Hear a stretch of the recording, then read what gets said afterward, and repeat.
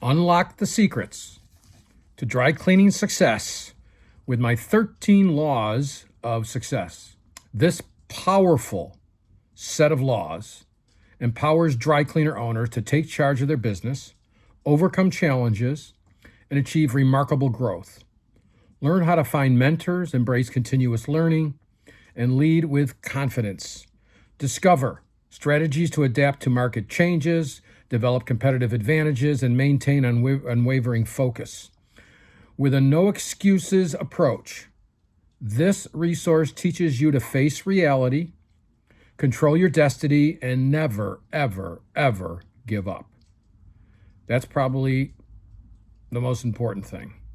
Transform your dry cleaning business into a thriving enterprise by mastering these essential principles of success. Hi, I'm Greg Colosi, and I am one of you. 1996, I started a route-only business. I started knocking on doors, got my first 300 customers knocking on doors, and I sold my business in 2017 to the dry cleaner that I did my wholesale business with. And I learned a lot of things about this business when you don't have to mess around with the plant and you only focus on marketing. And marketing was my thing, okay? I've done marketing my whole life. I've had businesses my whole life. In fact, this business was my 33rd business. Now, some of those, I started it up, started trying to sell it, and with a month or two, I closed it down. But there are some that went bankrupt. And I got to tell you this with absolute confidence, that I learned more from my so-called failures than I did from my successes. So these laws, I call them Colosi's laws because they're for me. You could rewrite them, change them, move them around, and call it your last name, okay? Call it Smith's laws, Jones's laws. The ones that you like, keep them. The ones you don't, get rid of them and put your own in there, okay? Modify these to fit you better. I took from a lot of places over my business lifetime, and I came up with these around, the year 2000, right around the turn of the century. So it's been 25 years or so since I put these together, and I have not changed them. I look at them maybe once every 6 months or so, and I just look at them again, and I'm not changing any of them. Maybe enhance a few. I've had more experiences. But here are my laws of success. First one of 13, find a mentor or a mastermind group. Okay, a mentor is one, maybe you got two individuals that can help you through. Somebody that has more business experience than you do. So my first mentor, I don't know if he was a billionaire then, but he's a billionaire now, worth 4 or 5 billion, okay? I just called him on the phone, and I said, I'd like to take you to lunch. And I did it for about a year or so.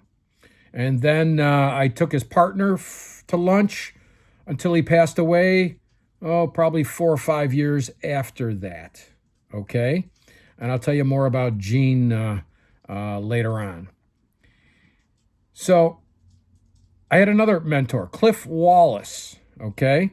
Cliff I met, he was 95 years old, picking up a new suit from the tailor. I was going in and picking up one also, a sport coat or something like that.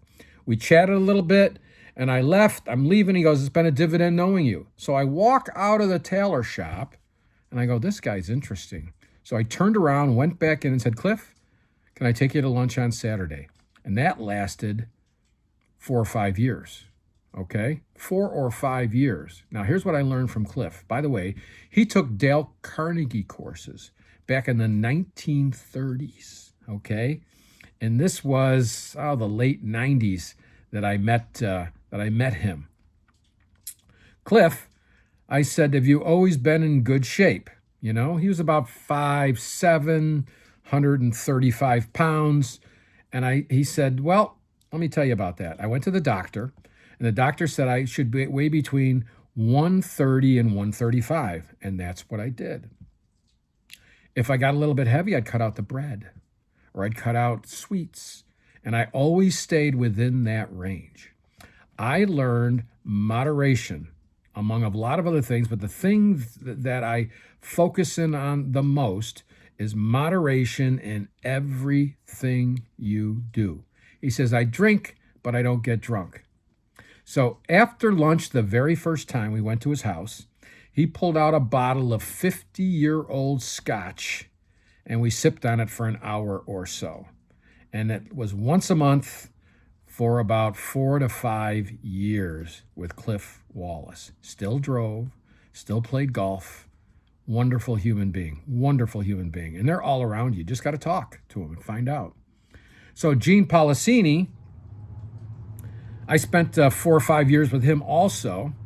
They started a payroll company here in Rochester. And Gene was a marketing guy and very exciting to hang around. He wrote me a letter after a couple of times we went to lunch. You know how to write letters back in the old days? People would write you letters, okay? He wrote a letter, Dear Greg, you know, and all the formal stuff from his company in there. And it had one line, and it said, I admire and enjoy your enthusiasm, exclamation mark. Sincerely, Gene Policini. I still have that letter today. I've got a 3-ring binder with a bunch of things. Maybe I'll do a video on that, of things during my life that just make me feel good, and that was one of them. So you could start a mastermind with other dry cleaners, okay? Maybe not in your own city, and actually I'm thinking about doing a mastermind with dry cleaners, okay? And maybe you'll be interested in joining that, and I'll let you know about it, okay? So, or you can get with unrelated businesses, which is good too, okay? I have a very curious business mind, and I always want to know how things are working, how they're making sales, and if they're charging a high price and they're in business for a long time, wow. Okay, how can I do that in my business? So I'm always curious, so be curious. You could even start a mastermind, and I did this for a number of years, okay, with local people, 5 of us, and we met here in my man cave. This is a separate building.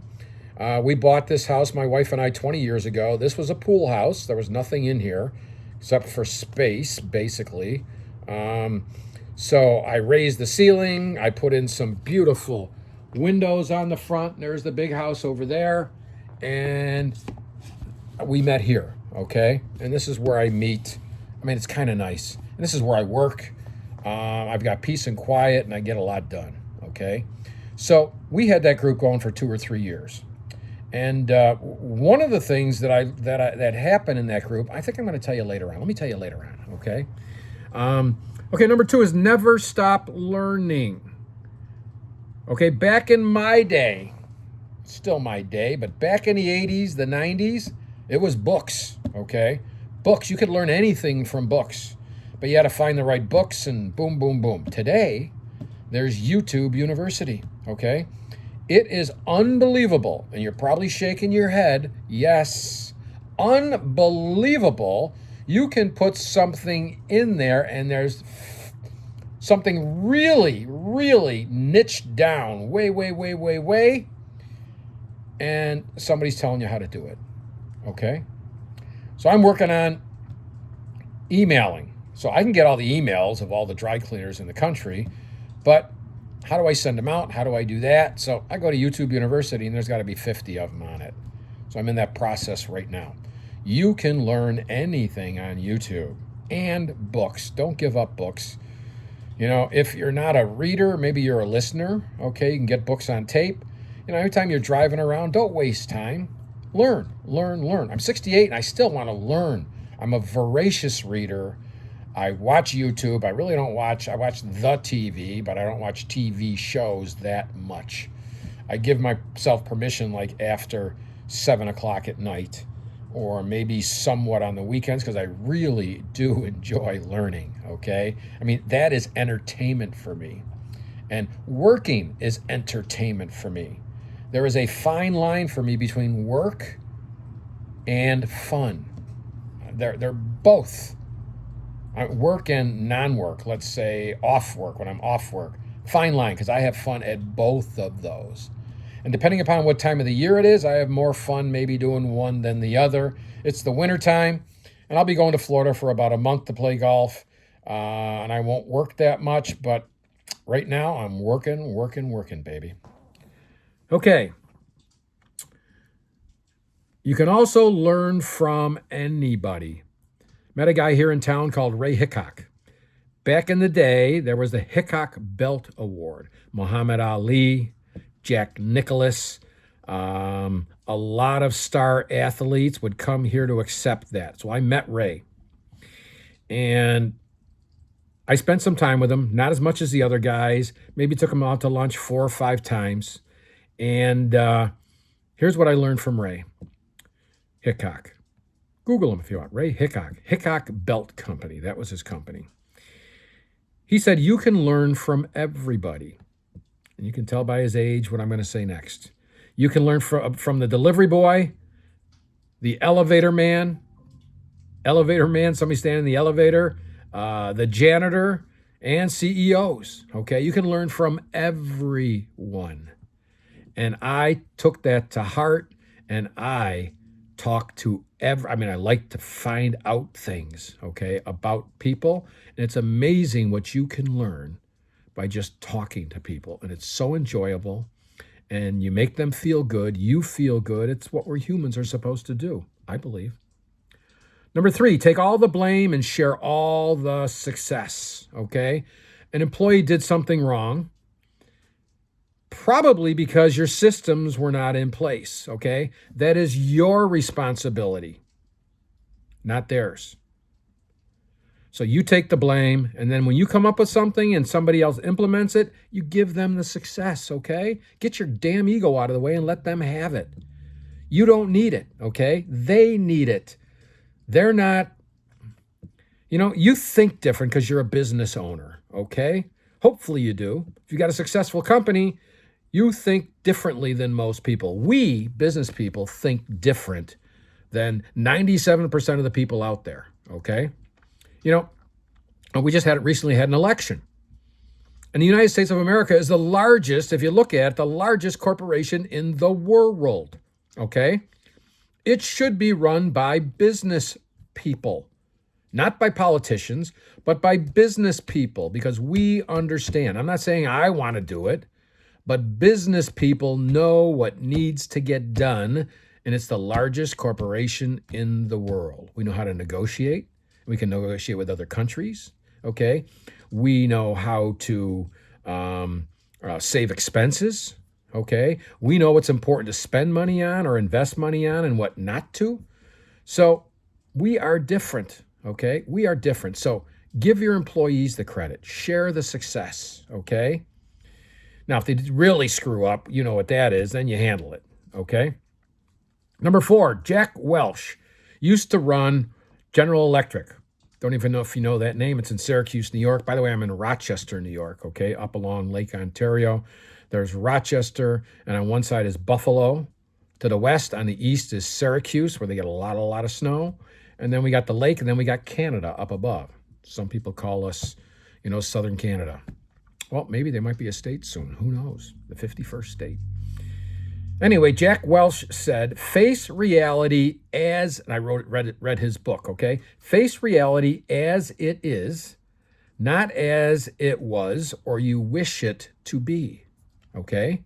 Don't go, oh, geez, and make excuses, okay? It happened because it's reality. Deal with it and make it right.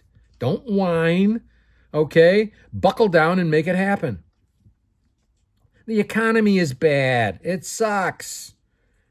Dry cleaners by the boatload during and after COVID have gone out of business. The latest numbers are, before COVID, there were like 36,000 dry cleaners in the United States. And now it says there's about 20,000. I bet you another 5,000 are going to go out soon, okay? Here's the good news. You are still around, okay? You survived. You have skills, okay? You know shit that the other dry cleaners didn't know. That's why they're out of business. So trust in your own judgments, trust in your own ideas, and put them to work. Okay, you'll find out soon enough if it works or not.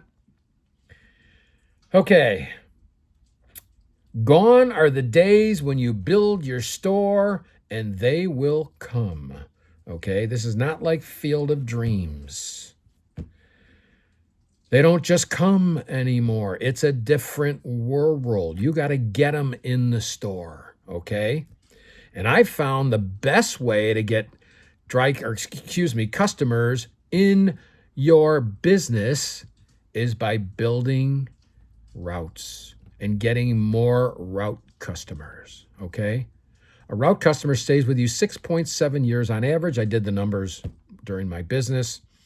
And my dry cleaner that I wholesaled with, John Julian's Cleaners, an average counter customer stayed with him 2.99 years. Route customer does over $1,200 a year. That's $100 a month. And a counter customer does an average of about, this is in 2017, okay, so the numbers are higher, $250 a month, okay?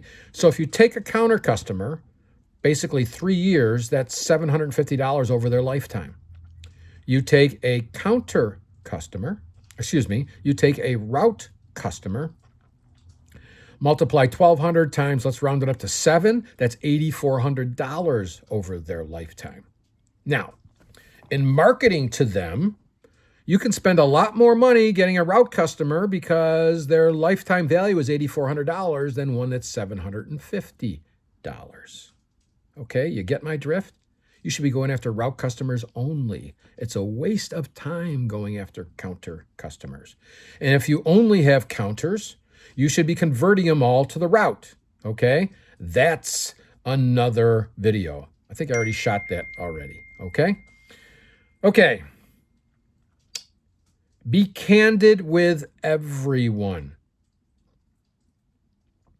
Be upfront and forthright. Be frank with everyone. Don't sugarcoat it.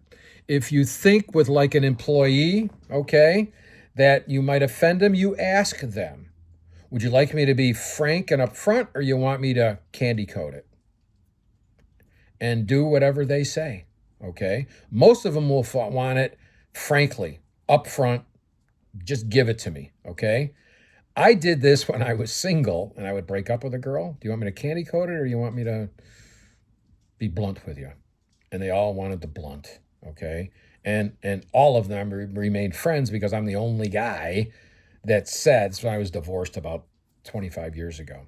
And I try marketing with everything, okay? And I still know some of these ladies today, and we're still very, very friendly, and they remember, okay? Okay, I had a client named Tom Gerstner. This is before the dry cleaning business, and I was consulting with small businesses. I'm in his office. I was referred to him, and I gave him my presentation. We basically just talked. And he said to me, you are the bluntest, most forward person I know without being irritating. And this guy's very blunt, okay? I mean, and he does anything. I mean, to keep his business going, he sold water treatment systems. When leads weren't coming in, he'd pull out the phone book. Remember the phone book? He'd open it up, point to it, close his eyes, point to a name, and call him, okay? And he said I was blunt and I was forward. Now, when I was younger, I was like that all the time, in all situations. But as I've matured, I hope I've matured, if I'm in a social situation, I count to 5 before I say something that might be controversial, or I try to be funny, but it might come off as not being funny, but being insulting. But when I'm with my guys, I'm a golfer, as you can probably tell with all the stuff on. My golf hat here from the Trump course down in my daughter and 3 grandkids that live down in Charlotte. I picked up this hat around Thanksgiving this past year. So he was very, very blunt, And he thought I was blunt, and I thought he was blunt. Okay, so I watch myself now. So tell it like it is. And if you don't know what to do, ask. Give him a choice. Don't manage, lead. Lead by example. Do as I say, not as I do, won't cut it. Now, in one of my businesses in the 80s, I had 60 salespeople. We sold a time management device. Actually, here it is right here. Okay. My filler's not in there. I think it's a, oh no, it is. Yeah. No, it's not in there. This is another company called the Franklin Day Planner. You might remember those if you're a little bit older. Well, we came up with a device and we sold that all over the country. Okay. I had companies like American Express.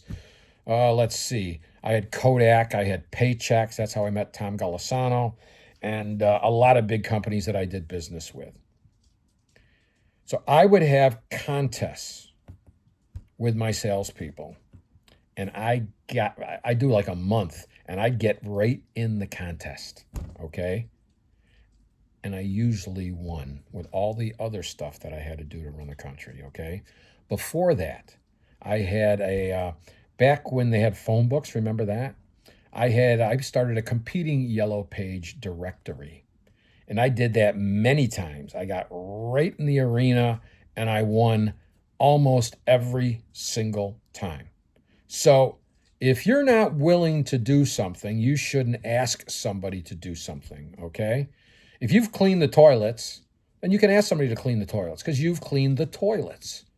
You get what I'm talking about? Change before you have to. Unfortunately, there's some dry cleaners that come to me and I am their last choice. I'm their last chance. And I lay it out to them, okay? I said, you're pretty far gone. I don't want your money. Well, then they might say, well, I'm not going to pay you anything. Well, guess what? If you don't pay for it, you don't do it. Or they're done, okay? If they come out with that one, I don't even let them talk me into it. I just say, no, it's not going to work for you. Go find something else, okay? I don't want to take your last chunk of change here and it not work for you. There have been one or two that said, I will invest the money and I will do everything you tell me to do, and both of them came out successful, okay? So, in the downtimes, buckle down and push harder, okay? When things are tough, you double your advertising. You don't cut it in half. Build a route. I mean, it's tough now. Not as tough as it was during COVID, but build a route. Buy some routes. Add a drop store. Now, I just said earlier, don't try to get counter customers, but here's how you build a drop store, okay? The only purpose of a drop store, and this is what Jason Loeb is doing now. You know, Sudsy's down in Miami. He builds a drop store for the sole purpose of getting them on his routes. So somebody comes in, they drop it off for the very first time, and the CSR says, would you like us to deliver this on Wednesday, or would Friday be better? Don't even say, do you want to get on our route, okay? You just assume that. And that's how he gets his route customers these days. So, I know you're not a Jason Loeb, okay? But you can start a simple drop store. Not many square feet, because you know why? And you don't need all those fancy racks. You know, put up a wall and put some Z-racks in the back, okay? That's all you need.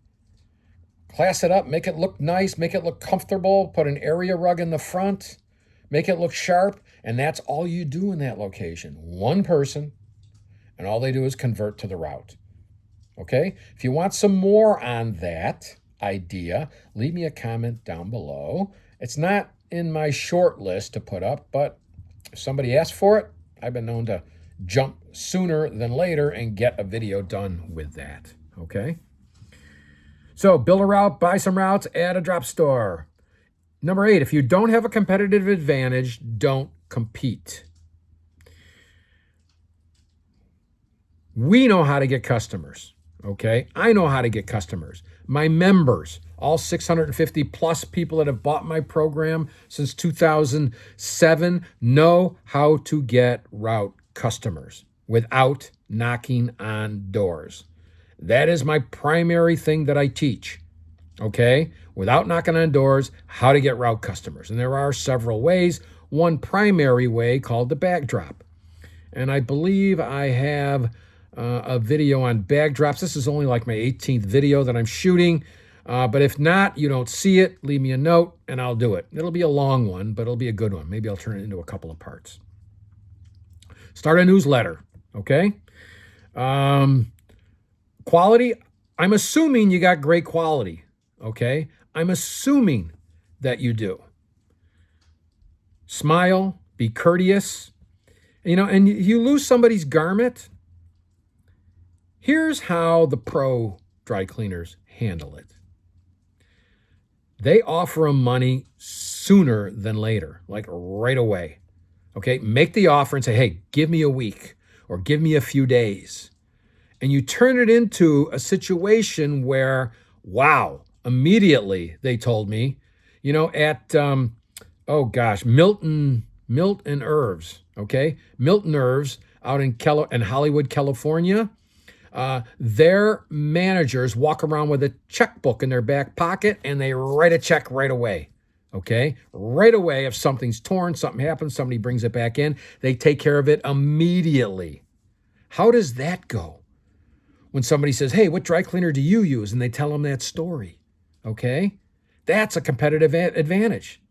The other competitive advantage, Steve, his son-in-law, who runs the business now, told me this. When Milt went from the normal hours to 24 hours, his business doubled, okay? Now, I know a lot of you dry cleaners since COVID used an excuse not to stay open. Okay? You open up at 7 o'clock. Well, if somebody's there, open at 6. Okay? If 6 in the morning. And stay open instead until 6 at night, 7 at night. Start out with a couple of extra hours and see what it does to your numbers. Okay? And then convert them to the route. Simple ideas to give you a competitive advantage. Okay? Number 9, control your own destiny or someone else will. Don't let your competitors, the economy, or your customers control your destiny. Not raising your prices is because you think your customers won't like it. You know what? They don't even know it. Don't even know what's going on. Watch one of my pricing videos, okay? Don't even know it's happening, okay? If you do it that way, and somebody that brings in 3 shirts every couple of weeks tells you, oh, your prices went up, blah, blah, blah, blah, blah, they're controlling your destiny. Don't let them do that. Don't let your employees control your destiny, okay? You control your destiny. Don't let the economy control your destiny. You control your destiny. And if you're coming up with excuses right now, forget about it. Stop watching the video. This business isn't for you, okay? And maybe you don't like me because of my hat. And I can deal with that, okay? Number 10 is focus ability. And I do have a challenge with this. I probably have ADD, which most of us do that are entrepreneurs. I jump around a lot. And it's a constant, even at age 68. But my mind is very sharp, maybe because of that, And if you're in my age bracket, you're probably pretty sharp too, because we're doing business stuff every single day, and it's keeping us sharp. 1 hour of uninterrupted time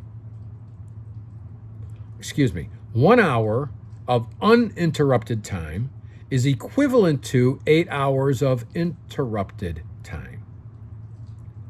Here's what I suggest you get out of the plant.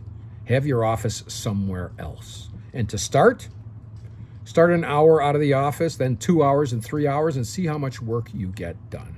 Okay? Peter Drucker wrote a book called The Effective Executive, and that's where I learned that in that book. Okay. Oh, the book thing. Let me tell you about that. So, with our mastermind group, we all meet in here, like I told you. Okay. Um, Two of us in the group want to write books. And to force myself to write a book, I committed to, I'll have it done in 3 months, which now I can write one in about 3 weeks. Okay. I got a system to how to do that. That I would pay the group $1,000 and we would use that to go out to dinners or do whatever. Okay. The other guy wouldn't commit. Guess when I got my book done? Less than 3 months. 3 years later, he finally got his book done. So a goal without a deadline is nothing. That makes you focus. Okay. Number 11, this is really good. Maintenance of a positive mental attitude through the assumption of a negative result. Testing. I test a lot of mailings, okay?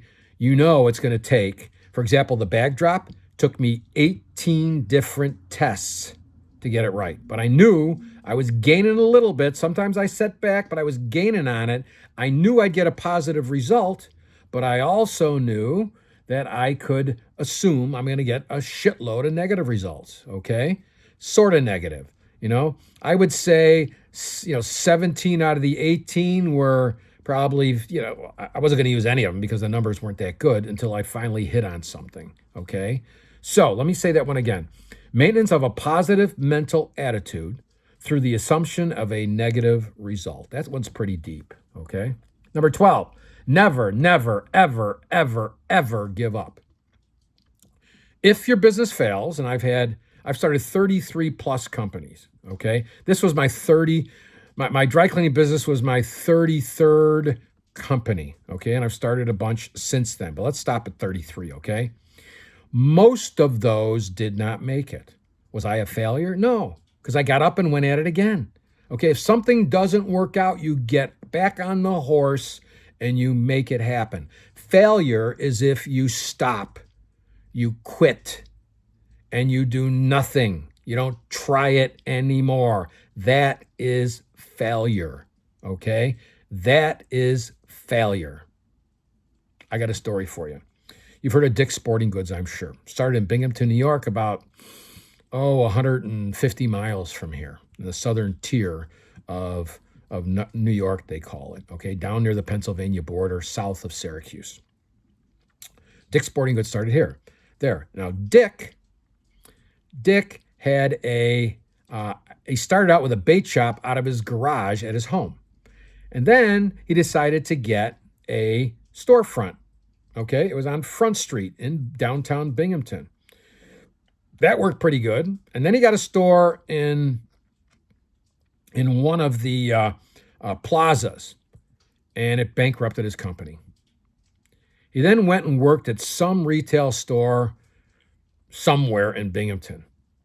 And one of his Dick's father's friends, saw him there, and he said, "What happened?" And he told him the story. And he said, "Your father would have never gave up." So Dick quit, went back and opened up that store, and the success he's had, Dick's Sporting Goods, is because of never, ever giving up. I mean, that's amazing. He went bankrupt with the business and went back and started the same business again. That takes balls, big balls, okay? Do you have big balls? Hopefully we don't need them that big to make these things happen, but man, did it take a lot of balls. Man, I salute him. Okay, number 13. There are no excuses. Man up. Ladies, woman up. Take full responsibility for your business and your life. It is your fault. Success is your fault, and failure is your fault. Thanks for listening. Make it a great day, and talk to you soon. Oh, by the way, any comments, leave them down below. Anything else you'd like to see a video of, let me know. I'd be happy to take care of it for you. Thanks. Make it a great day.